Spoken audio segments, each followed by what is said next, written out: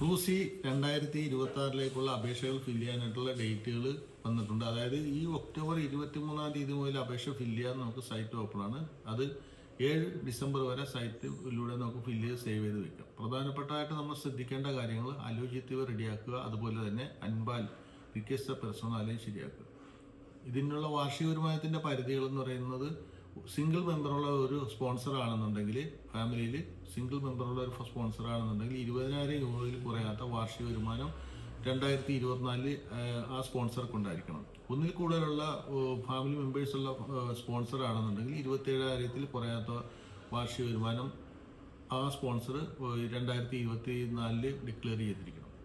ഇതിന്റെ ഡേറ്റുകളെല്ലാം വന്നിട്ടുണ്ട്. പ്രധാനപ്പെട്ടതായിട്ട് ഇതിന്റെ ഡേറ്റുകൾ തുടങ്ങുന്നത് 12 ജനുവരി, 9 ഫെബ്രുവരി, 16 ഫെബ്രുവരി, അതുപോലെ തന്നെ അവസാനത്തെ ഡേറ്റ് ആയിട്ട് 18 ഫെബ്രുവരി. ഈ 18 ഫെബ്രുവരിയിലെ ഡേറ്റുകളിലേക്കുള്ള ഡേറ്റിലുള്ള അപേക്ഷയാണ് എല്ലാ ആൾക്കാരും കൂടുതലായിട്ട് പാർട്ടിസിപ്പേറ്റ് ചെയ്യുന്നത്. അതാണ് ഡൊമസ്റ്റിക് സെക്ടറിലേക്കുള്ളത്.